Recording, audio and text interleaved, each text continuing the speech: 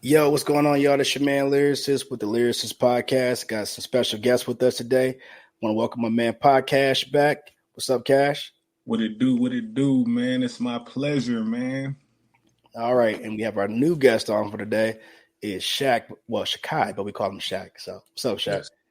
What's good, man? All right, y'all. So we got some topics today that we want to talk about. You know what? I'm gonna let Cash lead off with the first topic for today. What is on your mind, bro? What you got? First of all, let's go ahead and break down the latest release from our favorite artist, our favorite rapper, our guy Aubrey Drake Graham. You know, me and Lyricist, this is our guy. We debate this guy often. I'm joking, by the way, guys, but let's talk about Drake's latest release, man. The 6 tracks that he dropped on Scary Hours. I believe he added it to the For All the Dogs. Mm-hmm. So it's kind of like a deluxe, but yeah, I would say it's a deluxe. I wish he would have just dropped it separately, but feel free. Let's dive in, man. What y'all think? All right. Shaq'Khi, what was your thoughts on it? It's the greatest album I ever heard in my existence, man. Super glazed. super glazed. But on the EP itself, like the 6 songs, it was on the first listen. There's a lot of shock value on it. There's a lot of like wow moments when it comes to the bars and like it flows. Also, I think it factors in that that people are waiting for him to rap. So you're like, oh, he rapping. So that's a factor. When it comes to the production, it was great production. I love the loops. I love the samples. I love the drum patterns. It did get kind of repetitive because it was 6 in a row of that same sound. But overall, and the flow switches were minimal. He didn't switch his flow too many times. But overall, I think it was a very, very enjoyable listen. It was solid, and he was rapping his ass off for real. And the production is crazy. Like, you can't go around with Alchemist and Conductor for real, man. So I liked it. I really liked it, man. I don't know if y'all gonna give me a rating. Yeah, give it. For that project itself, I'll give it a 8.8 out of 10. All right. For the 6 songs or so. Yeah. Just judging by the look on Cash's face, he can't wait to give it a 10 out of 10. Go ahead, Cash. Well, that's the thing. It's no misses. It's 6 songs of him rapping. Like the Drake critics, their biggest critique is he don't rap enough. They want him to rap, and he did that. Not only did he rapped about the things that y'all want him to rap about. Also, he did his subtle, sneak disses that he often does. The little beefs that he has with the Kanye's and the Pusha T's. I caught all of it. Even the little some shots at Kendrick on the low. He rapped, man. Like, I feel like when Drake rap, he's one of the best. I've always said that. Rating, I just say he didn't miss. I think every song was good. All of them were good. Probably 9. Just that project, just the 6 songs that he just released. I give it like a 9, because he's rapping, man. Is it? And I tell people this, like, I can't change how I rate it For All the Dogs. I can't change that rating. Right, and like for me, like this project is separate from that. Like, I like the production. I like the direction of it is actually for 6 songs for it to be more cohesive than an album that has 20 plus songs on it. That's crazy to me. But this 6 songs, he had an actual direction and sound like, okay, this is what I was talking about when I gave For All the Dogs that rating. It's like, it just seemed like he had no direction. So for him to admit that I didn't even try on that last one, I appreciate that. So listening to how he delivered it, you know what? I did originally give it a 6.5. I'm going to bump it up to a 7 because he was spitting. He was, talking his shit per usual. Yeah, it seemed like this go round is more gangster talk shit, but that's a whole nother conversation. But overall, let's dive into it, man. We ain't here to miss words. No. I mean, so we go. I'm gonna finish my review and then we can nitpick the shit out of it if we want to. But I do appreciate the fact that he did come full circle. I predicted that he was gonna come full circle after seeing all those reviews. So production wise, lyrically, it was sometimes where I felt like he was over rapping. So, other than that, it was a 7 out of 10 for me. So, yeah, do y'all think Drake be sliding or TikTok on a burner account? I'm sure he does. I'm absolutely sure he does. Bro. Like, he's on TikTok. He's on TikTok. Bro. You see he posted LC. I think that's her name. LC. She do music reviews on his story, and she just I follow her on TikTok. Like, she's not huge, but she on TikTok. Because he definitely just started her review, and she's like, "Hey, thank you, LC." Even though she gave For All the Dogs like I can't remember. She said it was low though. Yeah. She didn't say it. I mean, I think he peaked all of that shit, dude. I mean, like, from TikTok, because he seemed like the person that scours the internet for reviews. And, Cash may not like this comparison, but he's a lot more like Eminem than what you think. He pays attention. He looks for that shit. And he has a response. Hey, whether you like to believe it or not, I actually like Eminem. I just don't think Eminem's the greatest of all time. But I like Eminem. Yeah, Jay-Z be doing that too, bro. These guys pay attention, man. For real, they're nerds, bro. That's how they got so good. Like, they've been on it. All the greats, bro. All the greats. They pay attention to their critics in the media more than they pay attention to their fans. Like, they need somebody to keep them motivated, bro. The fans are telling them they're amazing every day. That's cool. I already know that. I want to know who thinks I'm trash. Who thinks I'm falling off? I'm losing a step. That's what they focus on. Like, I highly doubt that LeBron don't got a room dedicated to Skip Bayless, bro. Like, he probably got a bulletin board of all the shit that Skip Bayless ever said about him, bro. Like, but you know who else was notorious for that shit? It's Kobe Bryant, man. For sure. Michael Jordan. Look, when Michael Jordan did his Hall of Fame induction speech, it was one of the pettiest speeches I ever seen in my life.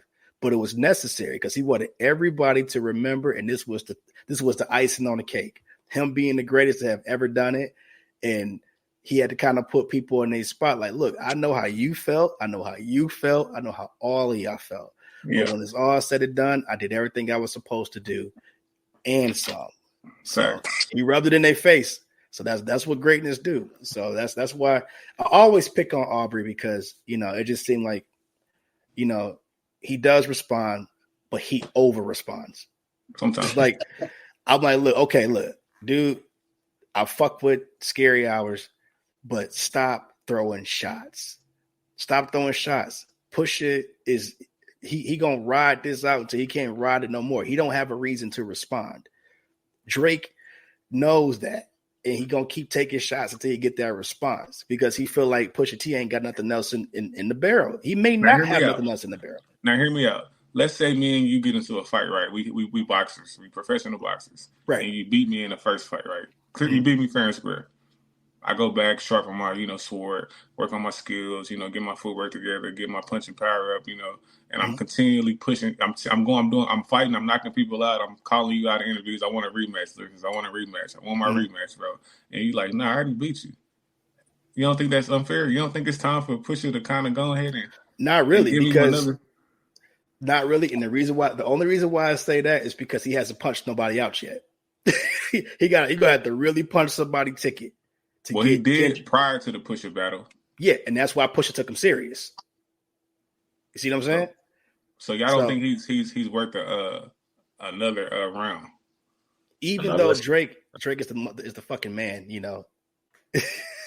I don't know. Shaq, what you think? I don't think it makes sense for Pusha T to respond to light jabs. No. Even if it's like a punch, like on one of the songs he said he's talking about old boy talking about tick tick something like that's direct, but that's not a diss song. Mm-hmm. Like, so you gotta do a diss song. Dumpy Freestyle was a diss song, and Drake really like Pusha T on Infrared did what Drake did on the song on Scary. I can't remember what song it was on Scary Hours. I can't remember the name of it either. And then Drake came with Dumpy Freestyle, which is a full diss song. Pusha T don't gotta come with a Dumpy Freestyle to replace sponsors if you don't want to, because they already did their back and forth. Mm-hmm. I don't think to go with Cash's analogy, I think if I was a fighter and I beat a dude, like I don't want to fight, nigga. I don't want to fight, bro. I just don't want to fight. I already beat you, nigga. I know you want to fight, so you can maybe get your one up, but nah, nigga, I'm good. Like, so and that's the beauty of it. Oh, you scared? Like, nah, I'll still beat your ass. I just don't want to fight, nigga. I already beat you. I'm good. Like, and that's the beauty of it, because if it's not a mandatory, why fight? Yeah. Exactly. Yeah, and I think for Pusha T, he's at a disadvantage. Like it's easier for him to lose, and it don't make sense for him to take that risk. It's a bigger risk for him right now. Like exactly. I mean, even though it's like I didn't like the fact that he told a lie. He was pretty much saying that that he was going broke and all that other shit. Since when? This dude getting sponsorships through the fucking through the roof. Not as much as Drake. I mean, Drake is the fucking man out here getting the sponsorships, and anybody want to touch Drake because what Drake touch is gold because he's that guy right now. Yeah. So I just didn't like the fact that he threw that line in there. It just seemed like it was made up. It was a reach, and he could do better than that. So, all right, before we move on, give me your best or favorite song off the latest, the Scary Hours. Ooh, I like the Shoe Fits is my favorite one. I think that's I like the Shoe Fits too. Yeah, y'all want to beat me so bad. I was gonna say the Shoe Fit, but since I don't want to be like y'all niggas, I'm gonna say Evil Ways, which features J. Cole. Be yourself, bro. If yourself has the same opinions as us. Yeah. So, I would say with Evil Ways, I feel like J. Cole took a back seat. He didn't have to take that back seat, but I think he took a back seat. I got to call you out on your BS. Why do you feel like he take a back seat when he just probably gets out rapped? Like it happens sometimes. I don't think he was thoroughly out rapped. I'm not saying he was, but I'm saying why you think he took a back seat? What if Drake just rapped better that particular time? I just felt like he was like, you know what, I'm feeling the beat. I'm gonna just go ahead and coast on this one, and not go for the juggler. He don't feel the need to go for the juggler, in that situation. On that song, that particular production style, I don't think he had a snap. The other beat, the first person shooter, I would have went crazy on first person shooter because it's the motivation. It's I don't know. I mean, maybe Shaq can, help me break that down because it's something about hearing that production that kind of got me hyped. I feel that. Evil Ways wasn't. I didn't get that from Evil Ways. I feel you, but Evil Ways he could have still snapped though. I think Drake just had the better verse. I think. I don't. And it wasn't by a lot. It was not like it was by a lot. Like they both held their own, but I think Drake just had the absolutely better verse. Yeah. I think J. Cole definitely snap on that type of production before, Snap and Drake Snap. I think J. Cole clearly got the best of Drake on first person shooter. I don't think that's debatable at all. Yeah. I think on Evil Ways, I think Drake edged him, but I don't think that's I don't think J. Cole. I don't think J. Cole let him edge him. I just think it happened. You feel me? I just think they were just rapping. I think they got another thing. I think it's more in the tuck. I think they got a lot of songs coming. Hell yeah. So we're gonna be having these debates for the next year about who had the best verse. Yeah, you make more than one song with an artist. So it's gonna go back and forth unless they just way better than you. You know what I mean? Yeah, facts. And they might still a worse rapper might still have a better verse on a certain song just because they just caught the vibe better than you on that song. You know what I mean? No, that's facts. I mean that's why it's like 2 Chainz and Lil Wayne. I think 2 Chainz has some spots on their newest album where he did better than Wayne. We go get there. We gonna get into that. But let's talk about the long-awaited, highly anticipated, highly decorated artist known as Andre 3000, 3 Stacks, Andre Benjamin, one of the greatest rappers of all time. Mm-hmm. Let's talk about you know what I'm saying. Let's talk about New Blue Sun. Before we get into New Blue Sun, let's talk about his comments in his interview where he spoke on him not basically being. I don't want to misquote him. Feel free to chime in and help me, but he was kind of along the way saying that he's not really inspired to rap. He don't have nothing to rap about. Yeah. And he wants to contribute to music, but not necessarily in the way of rapping. How do y'all feel about that before we actually talk about the product, the project that he dropped? I feel like he was saying he not necessarily wants to contribute to the music industry or the music game or whatever, but he just loves music himself and he wants to still continue making music. And just the way he is expressing that is through instrumentation and instruments. And I think it's something he found a bigger love for on The Love Below. And then I also think he just likes to create things. Like he's making clothes, hands-on stuff. So I can relate to that stuff. Like this hoodie, I made it. Like, you know, this is from scratch. I also play instruments, so I feel it. I feel him. I just feel like he's not inspired to rap. Like a lot of artists will have dry spells, especially when you. I don't know what it's like to be like, all right, I had this whole career, especially in a duo, reached these famous heights. I don't really like the game like that. I don't really do the rapper thing, smoke it in the studio and stuff. Like I always been detached from that, and then you get to a point where it's like, yeah, I got a son, I got kids. Like I still love music. I just like instruments right now. And it's more of a challenge for me too than rapping, because rapping easy to him. He wants a challenge, man. We men, we like, you know, we need to challenge ourselves. So I feel like just being able to get to that level of instrumentation solo that was what he wanted to do. I do want to drop a rap album though. Yeah, I mean, I still foresee him dropping that rap album. He doesn't feel motivated to. So yeah, he's just connecting with his natural motivation. That's just one thing about Andre. He has always done things that he's been inspired to do. So, you know, that's what brought along the Love Below. Everybody expected for that to be a rap album, but it really wasn't. So it's just like he's just moved by, you know, personal motivation, not outward or existential like circumstances. So he does what he wants to do. So that's one thing I respect about him. I don't think it takes away from his ability to create. And, you know, it's like at this present moment, he just don't feel like he have anything to share as far as an MC, you know, as far as being a rapper. He has nothing to share. So that's why he was like, you know what? It's still music. It's still something that I want to do. It's still something that I feel passionate about. So let me go ahead and focus on, you know, dropping, you know, this music from a place where I feel motivated. So I have no beef with that whatsoever.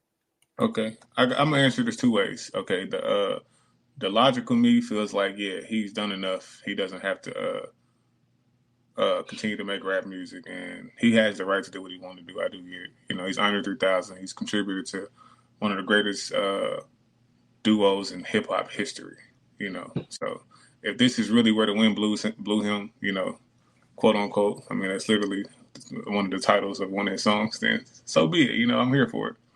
But the asshole me says, nah, nigga, you scared. Like, you're afraid to fail. You are scared of failure, and your insecurities are glaring. You don't want to step up to the plate and produce a rap album by yourself because you're not ready for the feedback, because it might be negative if you don't live up to the hype. And I lean towards that way, if I'm being honest with myself, you know. But I don't have a beef with that. I don't think he's afraid. I think this is just step one before, you know, getting back into hip hop. He would be the only hip hop artist that I've ever seen in history. If he fucking gets a Grammy for this, if he gets a Grammy nomination, and then he goes and make a hip hop, how would that not put him in the conversation as top three? Well, hold on. We can't do that though. That's the thing. We can't compare an alternative indie jazz album to anything hip hop related. This is not hip hop. No, it's not. I don't think you're comparing it to that. He's just saying, like, just to have that side. It don't matter though. Exactly. This is a totally different accomplishment. We only care about what he does as a rapper, the hip hop community. But it's still music. No, I know. I'm saying, yeah.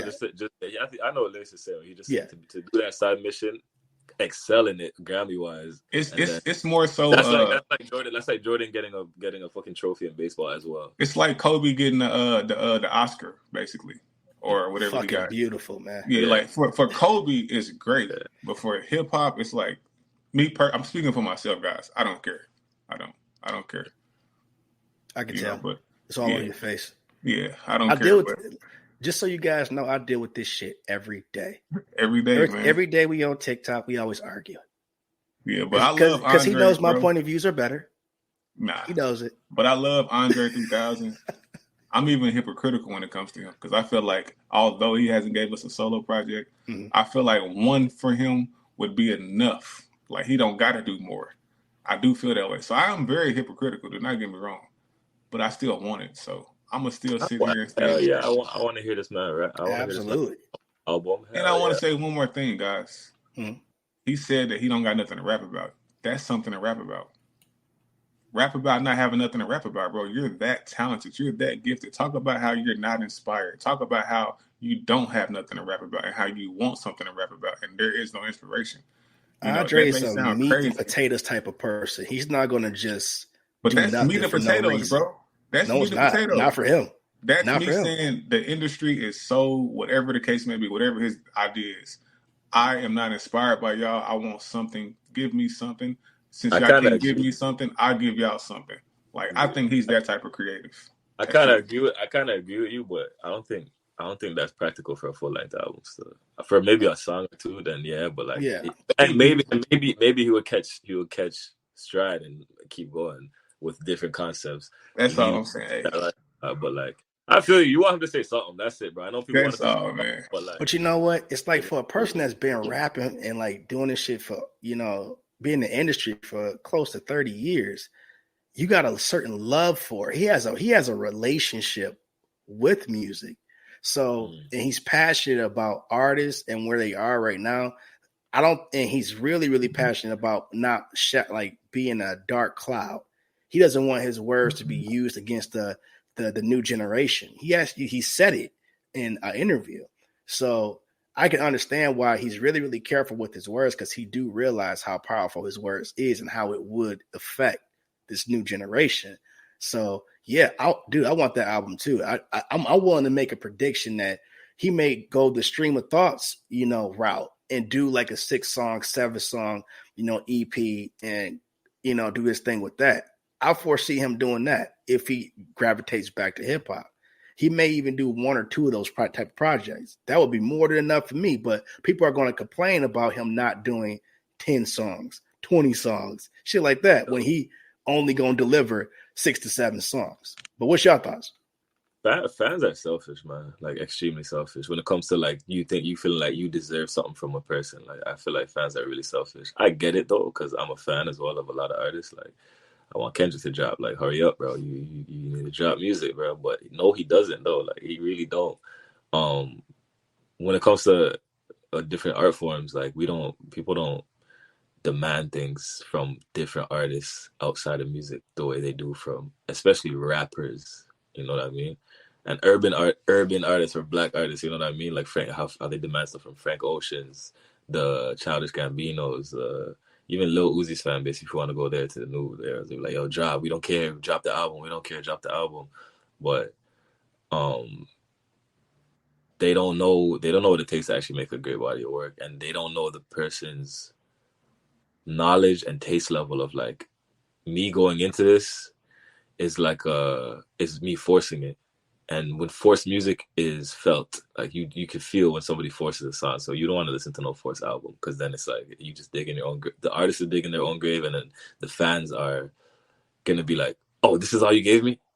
This is trash, but it's not good enough." And then you're just like, "Damn, well, I knew I didn't want to do it in the first place, but I forced it out, and now you guys hate it. Like, damn, bro, now you blaming me for you hating this, but you asked for it, like type, So he has to do it on his own timing for it to actually be that, But at the same time, he could do that, and it'd just be amazing because he's that good, and we don't even force it. You know what I mean? So I do get both sides, but me, I never really demand stuff from artists. I don't have a lot of expectations from many artists, unless they're the type of artist that just usually does what they do and on their albums. But like a Kanye, I'm never gonna expect anything from Kanye, bro. Like, because I know he might switch it up on a dime. Kendrick might switch it up on a dime.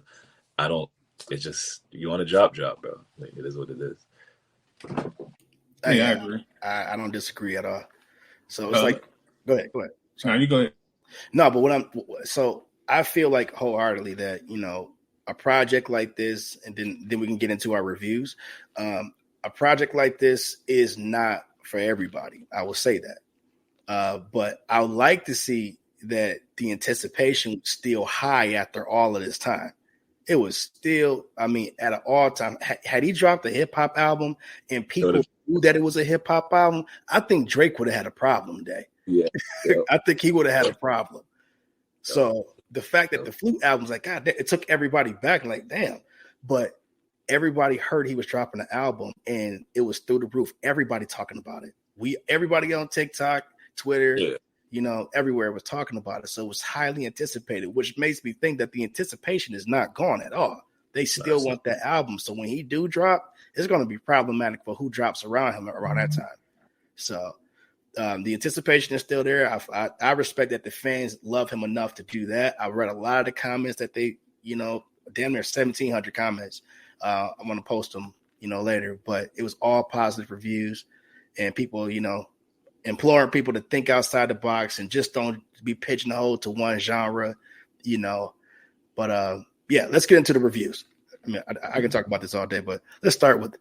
Yeah, I don't give a fuck about the album. I ain't gonna lie to you. I ain't listening to that bullshit. I want to hear Andre 3000 rap, and I'm gonna stand on it because it's a lot of people that I represent. Right. I appreciate y'all for negative motherfucker. I appreciate y'all for being positive and opening and me. No, I'm not listening to that shit. I want Andre to rap. Sorry, I believe he's one of the greatest rappers ever. Like I'm talking about, he's being compared to the Jay-Z's, the Nas's, the Pacs. I want him to continue to do that. Like. I love the fact he's stepping out the box for himself, but for as a rap fan, a hip-hop fan, a kid who grew up loving this genre, I want that nigga to rap, and I'm standing on that. But y'all can do y'all reviews. I ain't listening to that shit, Andre. All right. Shaq is on you, bro. What's your thoughts? Yo, honestly, when Andre dropped Look Ma No Hands and Me, I think it's called Me and My on SoundCloud. One of them I believe he's playing the same flute. It was a while ago, but it was definitely a lot more amateur. You could tell he was still learning. The sounds weren't as smooth. The added instruments weren't as smooth. It was still a vibe though. I still really liked it because it was really progressive in the production. So I was scared because I play instruments myself. Like before I got into mainstream music, I was in band playing saxophone and like woodwind instruments. So like I understand good tone when it comes to playing a woodwind. Like I have a very, very good tone playing saxophone. I was scared, bro. I'm like, this is about to be. I'm like, if this is like Look Ma No Hands, this is about to be bad, bro. This is about to be a bunch of squeaks. People are gonna meme the hell out of this. It's gonna be bad. Even up to like right before it dropped, I told Kash, I'm like, bro, I think this might be. It might be mid, bro. But as soon as bro, I was dead ass, bro, because I'm like, if this sound like Look Ma No Hands, you could just tell he just started back then. I can't remember. I'm trying to find how many years ago that dropped. But as soon as that first song played, I was like, okay, the tone immediately. And I think if anyone presses play, immediately you're like, oh, this sounds good. Because it's a very, very nice tone on that first song. Yeah. It's beautiful. So I was like, yes. I was like, good. This is nice. The added ambiance of like nature sounds really good. The added instruments, everything. It just sounds good. It sounds good. Like, and I listen to a lot of frequency healing music, meditation music. I think last year, in my YouTube music recap, my most played songs, like the top 5 were from a meditation album because I was just listening to that for so long on the way to work every day type thing. So I do listen to this type of music.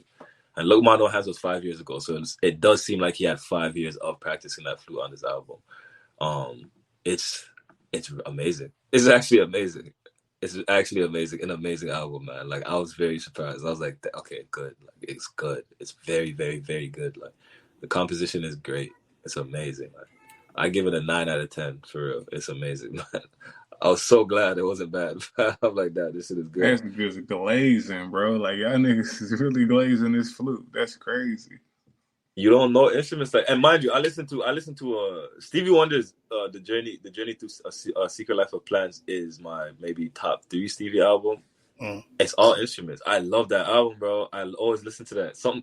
I remember when I thought it was I can't remember. I watched the interview and one of the artists recommended it. They said that's one of their favorite. I'm like, oh yes, I got another Stevie album to listen to because it sounds in the Key of Life and then Talking Book and then that one is just. I thought he was gonna be singing and he didn't sing and I was like, damn. I was like, where's the lyrics, bro? But I kept listening. And I was like, shit, this is fire, bro. Like the instrumentation on this is crazy. I listened to it a lot of times. Like I've listened to that album like 7 times and it's all instruments. I really like it. This is really good, bro. If you swap Andre 3000's name and put somebody else's there, then people will be like, oh yeah, this dude, yeah, he dope, man. He dope with the instruments and stuff. But it's good, man. It's amazing. It's actually so good, bro. What about you, man? And I don't think it's glazing. I mean, that's why I would say, and I'll stand by it. I listened to 40,000 plus hours of, meditation music. So if you're not big on, Zen Survive. or chakra based, resets or motivations or anything like, if you're not big on that type of stuff, this is not for you. But if you are big on it and you like that type of feel, zenning out and just meditating, then it's perfect for you. So I was surprised that he was able to connect with that. I mean, I listen to the stuff damn near daily. I start my day with the stuff.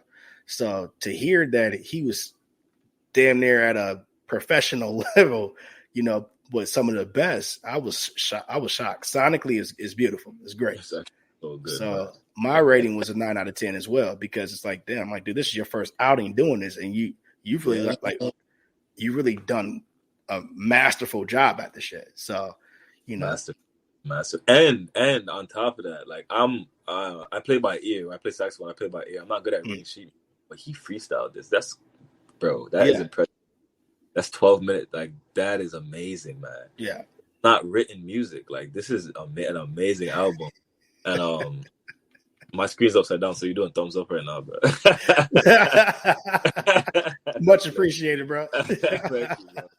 But my favorites on it are number 8, which I love that song. That song really reminds me of either Kwemina or ATLiens. I can't remember. And I remember him in the interview saying that the last song is reminiscent of him being in the dungeon where he said the floors were dirt and they used to record down there. And as soon as I heard it, I was like, this sounds like something from ATLiens or Kwemina. I couldn't remember. I like that song in general, even outside of the Outkast references. And then track 1 is my second favorite. Hold on, before y'all do that, I want to get into some of the name titles because they're very interesting. Okay, yeah. So I'm not gonna say 2 because it's a word, but track 3, the night in Hawaii when I turned into a panther and started making these low register purring tones that I couldn't control. Shit was wild. I think that's very interesting. 6, Gandhi, Dalai Lama, your Lord Savior JC / Bundy, Jeffrey Dahmer, and John Wayne Gacy. Like, bro, this dude is crazy. And track 7, Ants to You, Gods to Who. That's actually deep. Like, I really want to dive into that. Like, what do y'all get from that? Ants to You, God. That reminded me of No Church in the Wild, the chorus. Yeah. Yeah, like what's a king to a god? What's a god to a king? Or what's a god to a non-believer? I feel like it's and the fact that it's the second last song, it's like he reached a point where a full circle point where he's like humbled or just extremely grounded, and even that title leading into Dreams. What is it called? Dreams once buried beneath the dungeon floors slowly sprout undying gardens. And him saying that last song is taking him back to the dungeon family. It's like that Ants to You, Gods to Who was the most humbling moment, and then he really just went back to his true beginnings. So, hey man, that outro seems like a great entrance into a rap album. That's all I'm saying. Like, I mean, that's what I was saying. I wouldn't be surprised if you do it. These titles are long and fucking crazy. I want a rap album so bad, man. I like the 93 Till Infinity and Beyonce too. I thought that was that's my favorite title. I'm not gonna lie. I mean, I understand why you want a rap album. I mean, after so long of consuming these mid-ass Drake albums, I'm like, Jesus fucking Christ. At least my guy rapping, man. That's all that matters, man. Well, no, he just started rapping a day ago. So it's okay.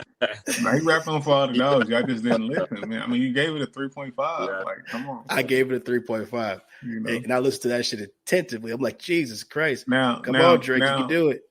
Speaking of mid rap albums, let's get into this Welcome to Collegrove.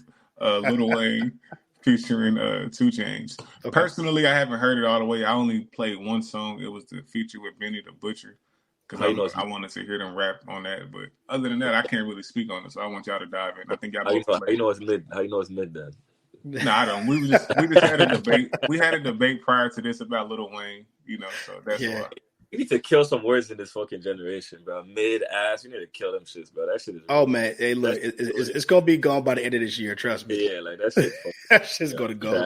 Like, come on. Well, and the crazy thing is, there ain't no opposite word. Ain't no opposite word. The only opposite of mid and ass is classic right now, which is insane to me. Like, like, people don't be like, oh, it's good, it's good. They just like, people don't even use good anymore. They don't know what the fuck good is. Lyricist, you go first about it. This one. You know what? I will say this. Let's start with the rating that I gave it. Overall, I rated a 7.5. The reason why I rated a 7.5 because the production is the shit. I think the best part of the album is 50 Cent telling the fucking story. So, 50 Cent is what single-handedly made this album cohesive. So, and he made it fun. Wayne did his thing, overdue with the fucking auto-tune in 2023. Almost killed me. I was going to cancel it. But, 2 Chainz has some moments where, okay, it's 2 Chainz. Yeah. But, when they was on, they were spitting, and they were spitting at a high level too. So it was a fun album. It was some lows, but yeah, 7.5 is what I gave it. That's fine. I didn't give it a rating yet, to be honest. I listened to it once. Mm-hmm. The beginning was rough for me, man. I was like, damn, this is gonna be bad, bro. And it sucks too because it was after the skit, and the skit was so fire, and then the G6 played, and I was like, what? I was like, come on, this is not good, bro. Like, and then Big Diamonds played, and I was like, yuck. Like, this 21 Savage hook is just basic, it's weak. They not really spitting. Lil Wayne doing the auto-tune thing, and then Pressure. I was like, oh, okay, this is better. It's not my favorite song, but it's good. I was like, okay, no, this is all right. Okay, this is good. Long story short, I was like, yeah. I was like, okay, they spitting. Then you get to Duffelbag Boy skit. I'm like, okay. Millions from Now is I like the title concept. Crazy Thick, bad. I don't like that song. That shit's trash. Yeah. I think Millions from Now is actually bad too. But I was just like, okay, it's not. But Crazy Thick is ass. Then after that, just fire. It's just fire, bro. I was like, okay, you get these like nostalgic but modern rap beats, and it's just Wayne and 2 Chainz just killing these beats, man. Man, that Usher song really set the tone of the rest of the album, man. That shit is amazing. And it just kept getting better. I was like, yeah, this is great. There's a couple songs on the end half that I didn't like either, but yeah, there's a lot of songs that are really good. Like Can't Believe You. I don't know what the fuck Lil Wayne's doing with his flow.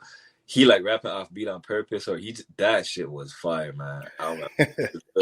It was good, man. And he rapped without the auto-tune majority of this album, which I love when he does that, because I think that he destroys any song he goes on when he just if he have that auto-tune on, I think his verse is terrible, no matter how much he's spitting.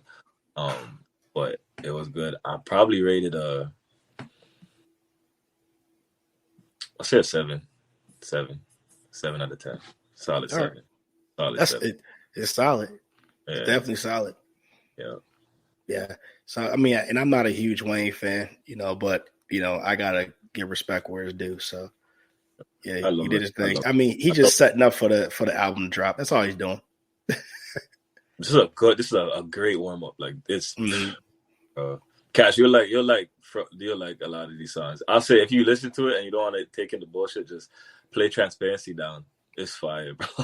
Yeah, I'm gonna check it out. I'm a Wayne here, so I'm gonna check it out. I mean, but in comparison to the Meek Mill, Rick Ross shit, that's way better. Way better.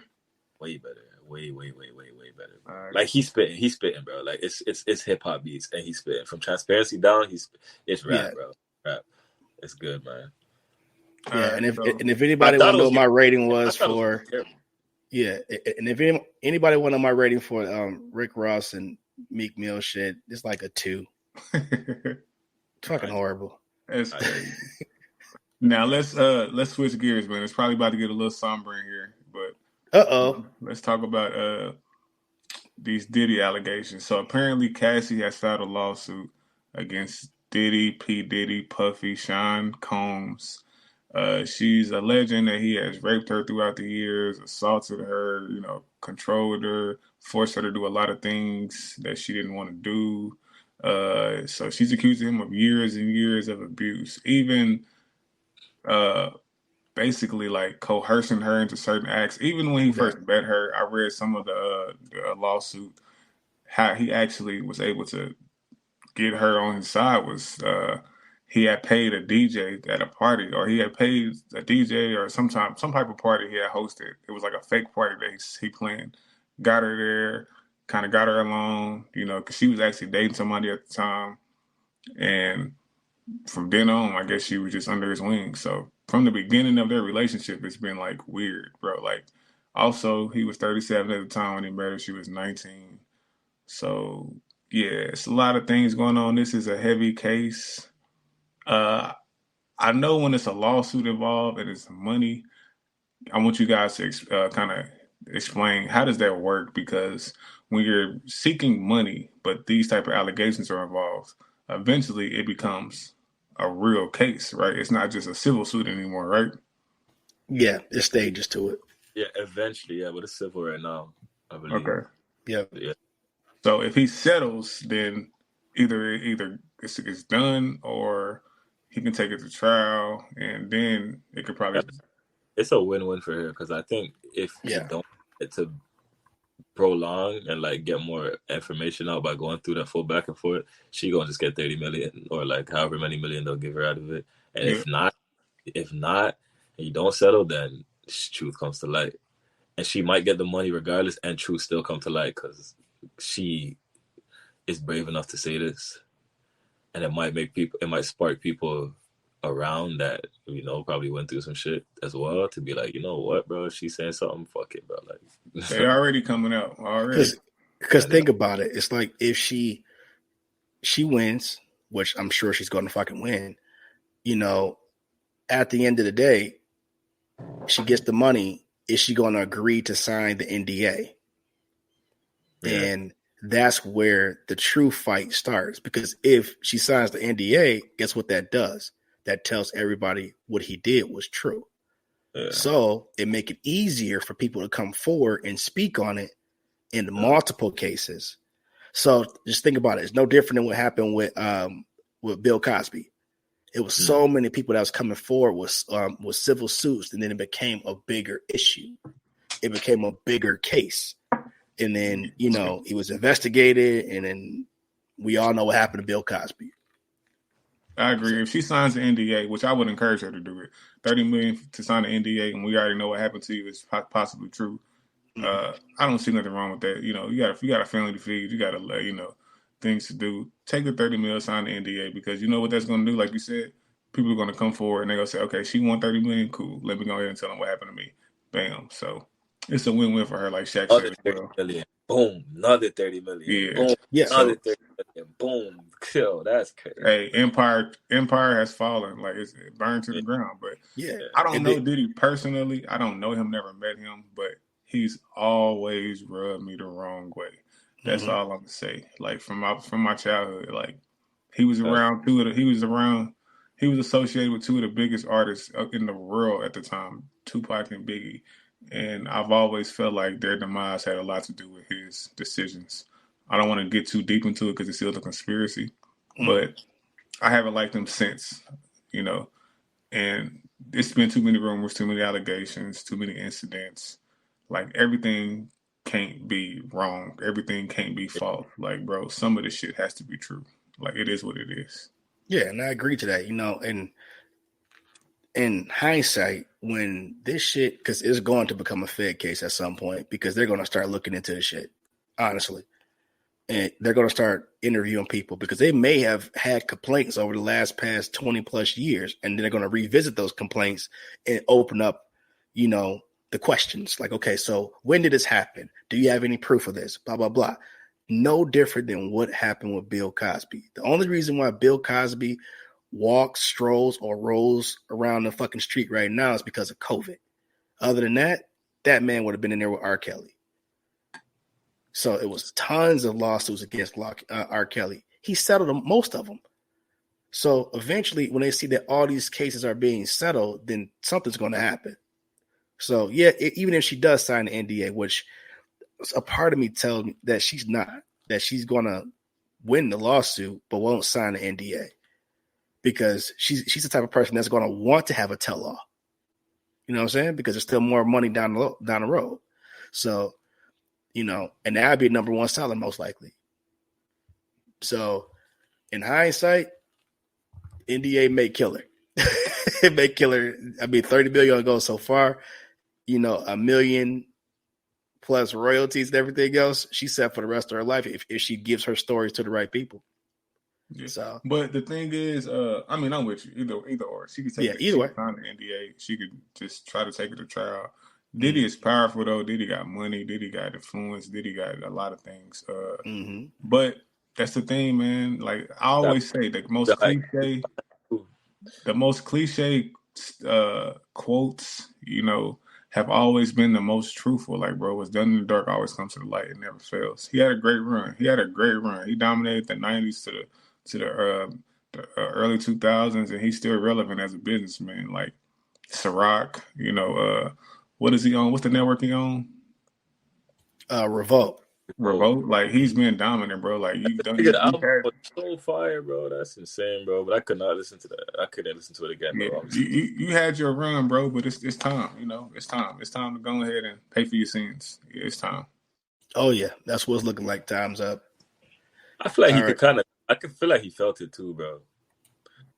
Like, oh yeah, you change your name to Love, nigga, stop capping, bro. You dropped an album Love. I believe in like people paying for their sins so much. Like I want the Diddy empire to burn to the point his kids are working 9 to 5s at fast food restaurants. Like they say the kids pay for their father's sins. It is what it is, bro. Like that's how bad it is, bro. Yeah. Like the people you've harmed and hurt, it gotta happen that way, man. I'm sorry. I'm not trying to come off as evil.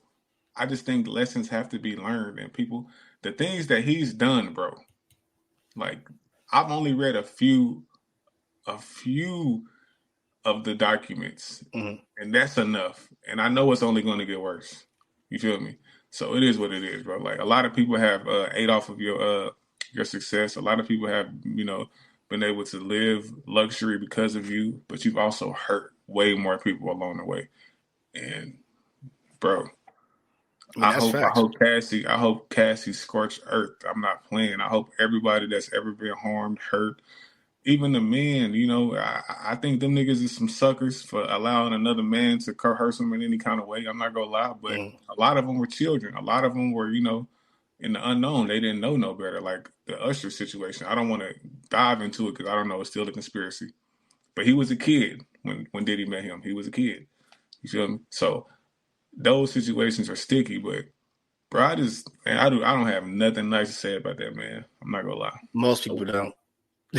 Most people don't. Nope, I'm not gonna lie, man. Like, I'm younger too. I ain't grow up in the Tupac, like seeing Tupac and Biggie in real time at all, bro. But I still didn't fuck with Diddy. Just this vibe. I was just like, this nigga weird, bro. I was just I never wanted a motherfucking shiny suit, bro. Like never in my life. I ain't going through shits, bro. I was so thrown off by Diddy, like. I didn't. It's not too many bad boy artists that I like. Y'all probably think I'm trolling. I wasn't a Mary J. Blige fan, bro, because of that. I did not fuck with Bad Boy because of Diddy, bro. It was a dark cloud over their entire operation. I didn't start liking the Locks until they got to Rough Riders. You feel me? I didn't fuck with 112. I didn't fuck with Diddy and nothing he had going on, bro. I like Mace a lot, but I stayed away from Mace too because he was under Diddy's umbrella. I promise you. Maybe it was just my spirit, bro. That music always sounded like I was talking about earlier, like forced. You could tell when something's forced. That music always sounded forced to me, so I just never listened to it. I never listened to Biggie's album. I've never listened to a Biggie album talked about it. I'm not gonna lie. I never listened to Mace's stuff. I heard the singles and I'm like, this is cool, but like I tell this story all the time, bro. Yeah. I promise y'all. Yeah. I listened to Ready to Die and Life After Death when I turned 30 years old. I am 35 years old. The first time I listened to Ready to Die, Lyricist, and Life After Death, I was 13 years old. I never listened to that shit. I'm not gonna lie. I was that one dude that just like I just can't fuck with Big. I can't fuck with him. Bro, that was just my energy. He don't be really rapping about anything. Now we ain't gonna disrespect Big though. Big, we don't know. I'm not disrespecting, but like he be rapping like Eminem. Like he be rapping a lot. I would just hear things. I'm like, yo, that's weird and so. What are you talking about? Like why are you talking about women like this? Like, it's so He didn't vulgar. have a lot of substance. I agree. Weird to me. And people will be like, "Oh, his flow's so great." I think he got a very, very unique voice and a crazy delivery, and he was witty, flow switches. Yeah. I don't know, man. I don't know, man, but we Diddy, what's good, my guy? What's good, hey, boy? What up, bro? Hey, y'all. So this is our other guy, Lebronjuwon. You freed up. From our world of TikTok. Tell everybody who you are, man. I'm Lebronjuwon. Know what I mean? Mr. Pump Figure Day, keep a block away records, you know. That's what I hear, man. I do my TikTok, I do music reviews, I do all that good stuff, man. I just love music, man. That's all I can say. What's good, my guy? Yeah, so what's good, boy? We had to tail end of the podcast, but I'm glad you came up. I know you heard most of the conversation. Yeah, I heard most of it, though. Yeah. So we'll circle back and get your ratings and thoughts and everything here momentarily. Well, do you want to chime in on the Diddy allegations? How you feel about that situation? Dude is I think dude is sexual deviant, man. I ain't gonna lie. I think he a sexual deviant, man. Like, he's sick. He all the way sick, man. And I think the allegations aren't far-fetched when it comes to Diddy. You get what I'm saying? Like, I think everything that we seen in the past dealing with him, they all kind of like line up, pretty much. They all line up with Diddy, man. So, yeah, man. It is what it is, man. I hope he get what he deserved, man. For real. I agree. Yeah. I think this shit is huge too, bro. Like, it's just really number one trending in the world. Like, Twitter is the Drake album is 284,000 posts. The Diddy 520,000 posts. Like, it's huge. Yeah, he deserve it, bro. It's really number one trending in the world right now, bro. And a lot of people are just being like, "Oh, look at this!" Like, what is it? Hashtag surviving Diddy is trending right now. It's bad, bro. The fucked up thing about Diddy, bro, is okay. With R. Kelly, it was his interaction with underage women, right? That was it. He was horrible when it came to dating younger girls. You know, when I say that's it, guys, I'm not saying that's it as in it's not that big of a deal. It's a huge deal. But that's what he was known for. When Michael Jackson, I always felt like he was innocent, but he had been accused of messing with children. That was it. With Diddy, it's possible murder. It's his sexual rape allegations. It's him taking advantage of his artists financially. What our point is, he's done so much. Like, if he's able to like beat one, he got like 10 other things to beat. Yep. You feel me? Like, R. Kelly was just known as a sexual predator when it came to underage women. That wasn't that hard to beat. Not beat, but I'm saying that wasn't that hard to accuse him of. Cool, that's who he is. With Diddy, bro, like, we gotta attack him as a person who takes advantage of artists. He's a predator in that aspect. He's a predator when it comes to women. When it comes to men, he's accused of being potentially linked to a lot of people who are prominent deaths. Like, it's just so much is what I'm saying. Like, the nigga's just a horrible person, bro. Like, and to me, I mean, I ain't trying to be no conspiracy theorist or anything like that, but it seems to me that the people that are in power, that are prominently black people, and they prominent into the industry, they seem like they give them that type of power to gatekeep everybody else. You know what I'm saying? You know? Yeah. That's how I feel. It seemed like those characteristics ain't too far fetched for everybody in the industry that's a prominently black person in the industry that runs things. You know what I mean? Yeah, I agree. But yeah, I'm personally go just say I hope he get what he deserves. It's unfortunate that Cassie had to go through that, and it's unfortunate also. I'm gonna say this too for black people. It's unfortunate that a woman who is not really perceived as a black woman and her husband had a lot to do with this. I'm pretty sure her Caucasian husband was basically the beginning of Diddy's downfall. Because us black people, we would have never done this, bro. Yep. And that's horrible. Like, we have a horrible habit of protecting our successful people. And just because they're successful, bro, does not mean they're good. Like, we got to do better as people, bro. That's why R. Kelly was able to have his long run. That's why Cosby was able to have his long run. Like, we got to start tearing our people, the people who aren't, I've always said this. If you're not a part of the solution, you're a part of the problem. And these guys are problems. So what? They're successful. So what? They're cool. They got good clothes. They make money. So what? These guys are detriments to our communities. And we got to be the ones to say something, because it literally took Cassie, who actually left our community, if we've been honest. She actually left our community. She's not in our community anymore. And she's the one that's probably going to bring down Diddy. It's real, bro. That's the first thing I thought. I was like, yo, she definitely, if she's doing this right now, she's definitely having very, very, very, very deep conversations with her husband, bro. Like, and he's not tapped into the culture. For his perspective, is probably just like, what the fuck is going on? He's like, yo, this is not right, bro. It's not normal. I don't care how big this dude is. I don't care how powerful.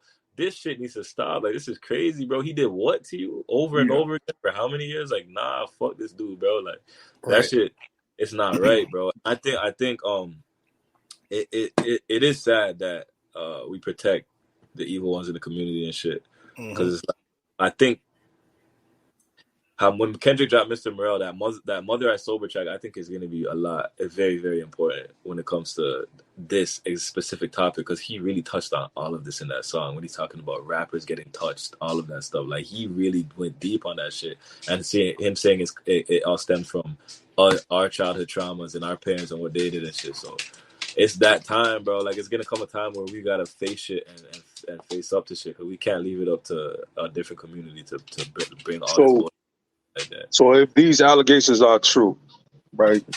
This shit is true, bro. Fuck that nigga. You know, they could be true. But aren't these the same characteristics in history, period, though, of people that with high power? Harvey Weinstein. Yeah. Being the biggest. You know what I'm saying? Yeah. So it's that, and that's the problem. It's like, it takes somebody from a different community to help push somebody forward, because he had to live with her traumas. See, when you have a good partner and they see that you're still dealing with certain things, they're going to push you to get resolved. They're going to push for a resolution, and he has to deal with those traumas and everything, because who knows how many times she had trust issues? Who knows how many times she flinched when he reached to, embrace her? So those are traumas that she had to deal with because this individual did these things to her. So yeah, I agree with, with podcast or Cash, fuck you, Cash. All the way around. Got me saying podcast now.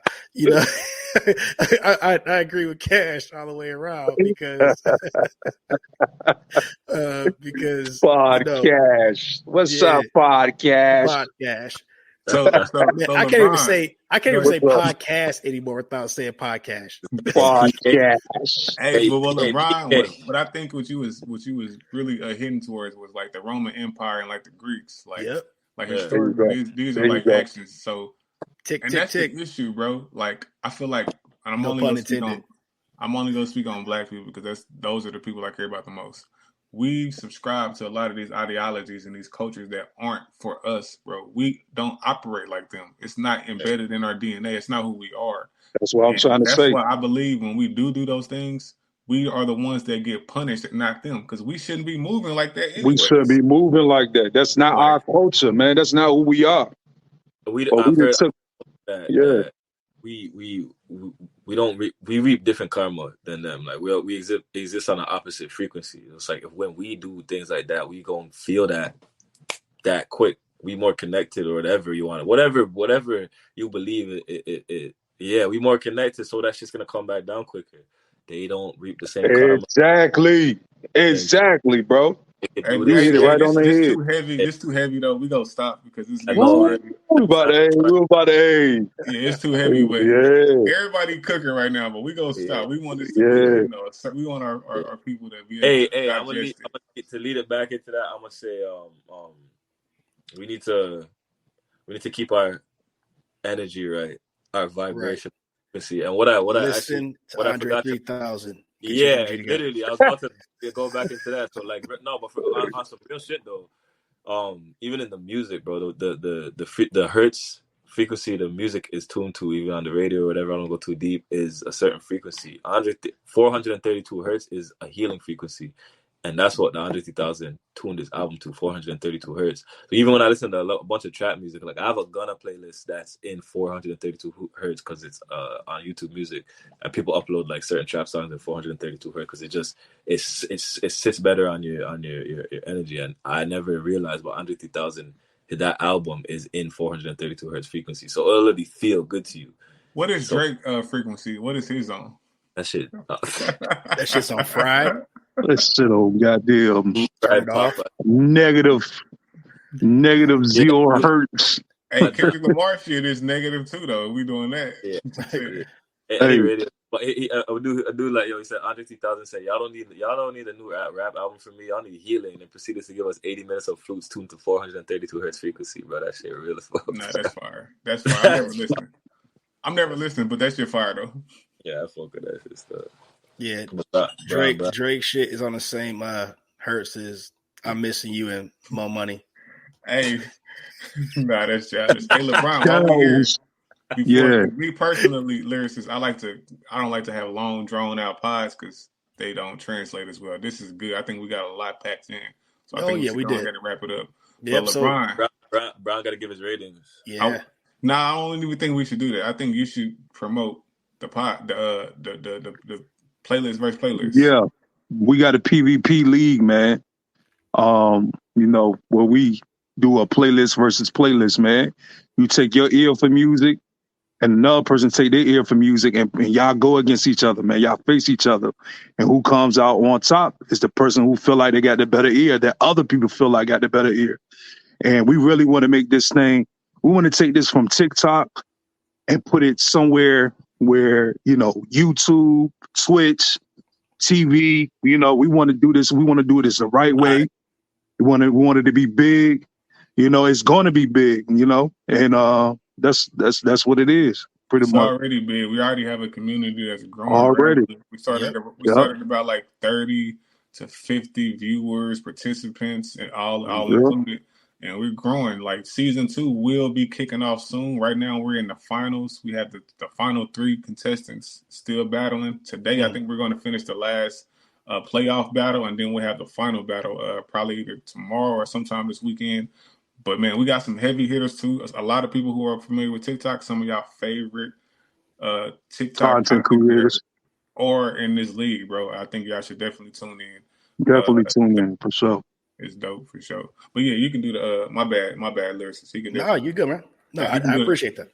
He can do the album reviews, but he only listens to one album though. I know he only listens to one album. I only got a chance to listen to the Drake so far. Yeah. Yep. So what's your thoughts on Drake? So give us your thoughts and then give us your rating. My previous thoughts on the for all my dogs, I had it like a 5.5 to a 6. Mm-hmm. With the songs he just added up there, I moved it to a 6.5 to a 7, man. I feel like those songs really are that impactful to move his whole entire album up to me. Sonically, I think he delivered sonically. I think the bars that he had in the songs was dope. I feel like he was really performing. He was really trying to prove people like, yo, I still got it. Y'all might be saying that I can't rap no more, whatever y'all try to accuse me of. But I'm gonna let you know right now, my pen's still strong. He delivered. He delivered. All the naysayers, everything we were saying, because I'm definitely one of those people that was like, yo, we want to hear you rap, bro. We don't want to hear you sing sing and do all that on every track, bro. We want to hear you rap. And that's what he did. I think he delivered, man, with this occlusion of this album that he called. What is it called again? Scary Hours 3. Scary Hours 3. I think he did awesome. So that by itself, I gave that between like a 8.5 to a 9. Yeah, that's cool. Yeah, man, this was a dope podcast. So I appreciate everybody. Yep. So I appreciate everybody for stopping by. Kash, Shaq, Brian. I appreciate everybody. So until the next pod, y'all have a good day.